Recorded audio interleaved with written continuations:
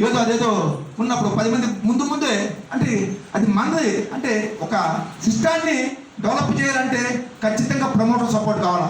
ఆ సపోర్ట్ అందుకోసం మీ సపోర్ట్ కావాలి. అక్కడ అంటే మెంబర్ ఆఫ్ పర్సన్ వస్తారు ఇక్కడ. దానికి సంబంధించిన ఏదైతే ఉన్నామో మా టీం కూడా రేపు రిసీవ్ చేస్తే ఆ కవర్ కూడా ఆ ప్రింట్ తీసేసి కూడా అది కూడా నెక్స్ట్ మంత్ కస్టమర్ నుంచి కూడా అక్కడే వాళ్ళకి గౌరవంగా ఆ యొక్క ప్రింట్ కవర్ వాళ్ళు హ్యాపీగా వాళ్ళు కూడా ఈ అమౌంట్ నేను గెయిన్ చేశాను, అదృష్టం నాకు 1 లక్ష ఇచ్చింది, 50,000 ఇచ్చింది చెప్పి కూడా ఆ విధానం కూడా అందుకోసమే. ఈ విధానానికి మీకు సపోర్ట్ చేస్తారా?